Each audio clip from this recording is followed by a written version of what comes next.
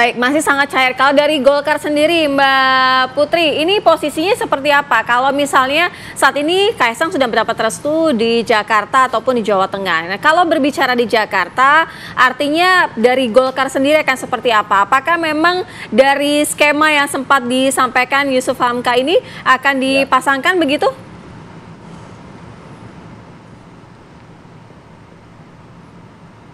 Halo, Mbak Putri? Iya. Silakan Mbak Putri. halo, ya, suara saya jelas ya? Jelas, jelas. Silakan Mbak Putri. Oke, iya, jadi tentu kami menyambut sangat baik apa yang disampaikan oleh Bapak Presiden Jokowi kemarin terkait dengan restu beliau untuk keterlibatan Mas Kaisang, baik itu untuk Provinsi DKI Jakarta ataupun Jawa Tengah, karena memang kedua provinsi adalah provinsi yang sangat strategis untuk pembangunan di Indonesia. Jawa Tengah penduduknya 37 juta jiwa, Jakarta juga penduduknya 10 juta jiwa, dan saya rasa sangat penting untuk mempunyai pemimpin yang memang inovatif dan memahami isu-isu terkini, sehingga tentu berdasarkan hasil silaturahmi kita juga dengan PSI dan Mas Kaisang kemarin di DPP Partai Golkar, nama beliau memang adalah salah satu yang kita pertimbangkan untuk kedua provinsi tersebut. Dan memang kalau misalnya kemarin Ketua Umum kami sendiri telah menyodorkan nama Babah Alun atau Pak Yusuf Hamka untuk menjadi pasangan dari Mas Kaisang, karena kita melihat bahwa setelah hasil dari Pilpres 2024 ditetapkan, ternyata memang masyarakat sangat menginginkan kombinasi antar lintas generasi untuk pemimpin di Indonesia ini. Seperti yang kita lihat dari keberhasilan Bapak Prabowo dan juga Mas Gibran, di mana di sini ada kombinasi yang tepat antara generasi yang lebih senior dan sudah lebih berpengalaman, dan juga tentunya wakilnya datangnya dari generasi muda gitu, yaitu apa yang lebih memahami isu-isu terkait dengan ketegangan isu lingkungan dan tentunya isu-isu yang dibutuhkan oleh anak muda pada saat ini. Jadi hal seperti ini juga menjadi salah satu strategi yang Partai Golkar juga pertimbangkan untuk pilkada sekarang ini, dan tentu kami juga terus melihat hasil survei, karena memang berdasarkan pemilihan untuk pilkada ini berdasarkan dengan survei dan elektabilitas dan tentu data, karena kami sudah merasakan kesuksesan dari bagaimana Partai Golkar bisa sukses di pilkada yang lalu dan juga Pileg 2024 ini, karena kami terus-menerus melakukan konsiderasi dari seluruh calon itu berdasarkan survei dari masing-masing provinsi dan kabupaten kota. Jadi sehingga harapannya komunikasi dengan Partai Koalisi Indonesia Maju juga termasuk dengan PSI juga terus kami lancarkan sekarang, sehingga nanti bisa ketemu pasangan calon mana yang paling terbaik untuk masing-masing provinsi. Oke, kombinasi lintas generasi yang diminati oleh Partai Golkar tadi, Babah Alun dan juga Kaisang Pangarep. Tapi jangan lupa, kombinasi lintas generasi ini juga disampaikan juga oleh PKS, kabarnya mau disandingkan nih, Anies Kaisang. Yeah. Masih terbuka kemungkinan itu, Kang Pipin?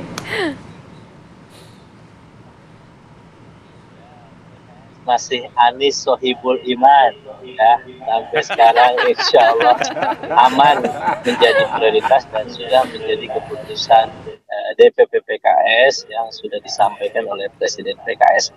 Jadi bagi kami, ya sekali lagi kami menghormati ketika ada wacana Anies Kaisang atau misalnya Kaisang Babah Alun, ya, Pak Yusuf Hamka, dan saya kira bagi kami yang paling penting itu adalah restu dari warga Jakarta, karena pemilih pilkada nanti adalah warga Jakarta, dan kami berharap ya warga Jakarta memiliki perhatian khusus di pilkada ini, dan kami berusaha untuk menyajikan calon kepala daerah yang memiliki capacity to win dan capacity to govern, kemampuan untuk menang dan kemampuan untuk memerintah, memiliki rekam jejak, pengalaman yang panjang, prestasi untuk memimpin Jakarta supaya lebih baik.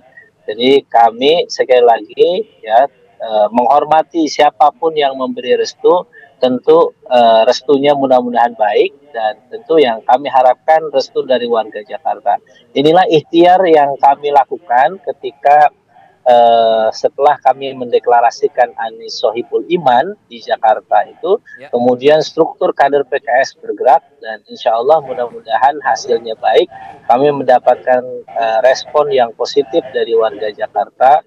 Kemungkinan bisa memenangkan pertarungan itu ada dan penerimaan dari elit partai politik, beberapa partai politik sudah menyatakan dukungan dan mudah-mudahan tidak akan lama lagi akan ada deklarasi bareng.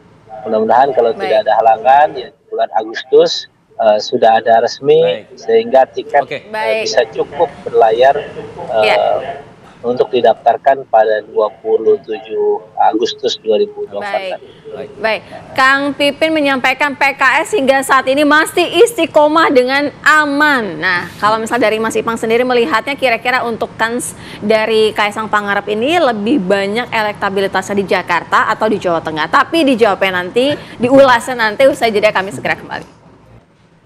Nah, dinamika politik hingga saat ini masih sangat-sangat cair, tapi bagaimana dengan peluang-peluang yang dilakukan pada saat ini ya untuk koalisi juga. Nah, kalau berbicara mengenai sistematika ataupun hitung-hitungan lah paling tidak Mas Ipang, sejauh ini kans besar dari Kaisang ini kepada Pilkada Jakarta atau Jawa Tengah ya notabene memang banyak sekali yang sudah mengenalnya.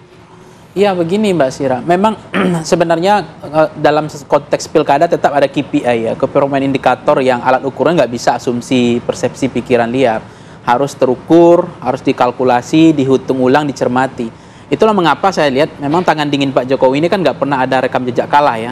Biasanya pasti dia akan main di injury time last minute dan dia ukur semua persoalan ini apakah Kaisang nanti akan di Jateng atau di DKI. Dan itu tentu beliau sangat detail biasanya, potensi-potensinya, di mana kans paling besar, apakah di Jateng atau di DKI Jakarta. Nah, yang pasti tadi hari ini kan per hari ini restunya udah keluar, berarti kemungkinan Kaisang udah hampir dipastikan akan berlaga di DKI dan di Jawa Tengah. Nah, kemudian yang kedua adalah kalau kita mencermati munculnya Bapak Alun Kaisang, ini kan sang penantang yang udah saya harapkan memang ada sang penantang Anies. Karena sebelum ini saya lihat seperti kotak kosong. Kecuali ada waktu itu RK pun masih seperti saya lihat masih ragu, ibaratnya beli bebek tapi masih beli bebeknya masih ragu nih. Karena kalau bebeknya disembeli ragu, bebeknya yang terbang kan itu. Masih ragu-ragu karena menghitung ulang lagi Jawa Baratnya. Sepertinya kan di Jawa Barat ya, gitu ya. artinya nampaknya ini bola panas yang dibilang tadi saya diskusi sama Bang Dede, ini bola panas yang dilemparkan oleh Gerindra atau oleh Golkar atau oleh partai lain bahwa memang nampaknya Golkar ingin tetap Ridwan Kamil ada di Jawa Barat. Nah, sehingga disiapkanlah oleh Golkar disodorkan nama baru, pasangan baru. Dan ini kan bukan press open tapi the power of KPP bukan the power of KPP, kejutannya luar biasa. Ketika muncul nama Kaisang Sepositioning sebagai gubernur dan Bapak Alun sebagai wakil gubernur.